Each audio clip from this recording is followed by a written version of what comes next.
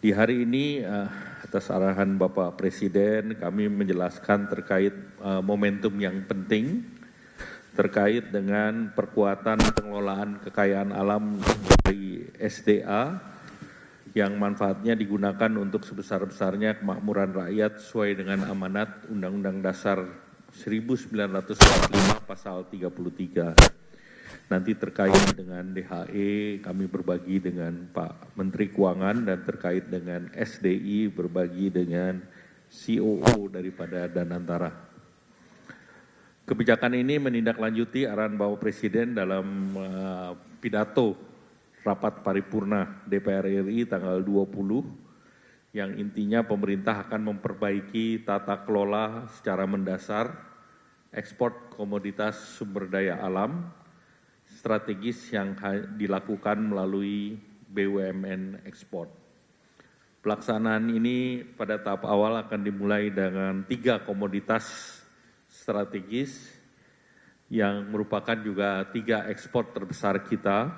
Yang pertama adalah batu bara, kedua kelapa sawit, dan ketiga terkait dengan ferroalloy. Nah, ekspor komoditas SDA ini dilakukan melalui satu pintu yaitu BUMN Ekspor dengan nama PT Danantara Sumber Daya Indonesia Persero atau PT DSI, dan ini akan dilakukan ekspor SDA strategis dengan mekanisme ekspor satu pintu dan pengawasan ekspor serta kualitas dan validitas data ekspor agar terlaksana lebih baik. Pengaturan ini memperkuat pengawasan dan tata kelola ekspor. Sekali lagi, ini adalah memperkuat pengawasan dan tata kelola ekspor. Tujuannya untuk mencegah praktik under invoicing, transfer pricing, dan terkait dengan pelarian devisa hasil ekspor. Sehingga nilai ekspor yang tercatat menggambarkan besarnya transaksi ekspor yang sebenarnya. Sehingga kewajiban terhadap negara dan penerimaan negara dari pelaksanaan ekspor lebih optimal.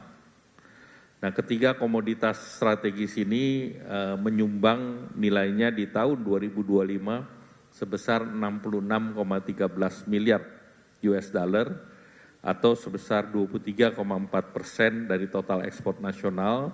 Dan ini adalah penopang surplus neraca perdagangan yang terjadi selama 71 bulan berturut-turut, dan dengan gambaran nilai ekspor batu bara sekitar 24,48 miliar US dollar, kemudian kelapa sawit CPO dan sebesar 24,42,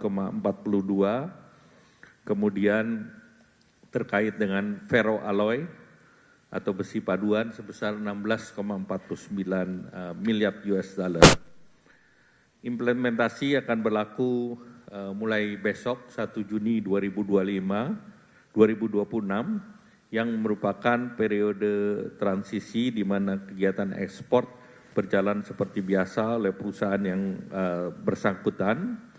Namun demikian kewajiban bagi perusahaan ekspor untuk melaporkan kegiatan ekspornya melalui ataupun kepada PT DSI sebagai BUMN ekspor.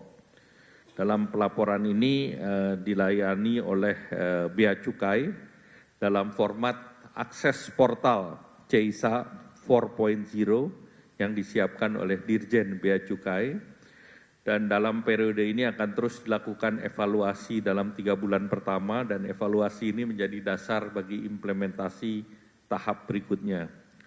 Sesuai dengan tahapan yang disiapkan, implementasi secara penuh berlaku paling lambat 1 Januari 2027. Dengan demikian para pengusaha ataupun para pelaku ataupun eksportir dan pihak-pihak yang terkait memiliki waktu cukup untuk melakukan penyesuaian.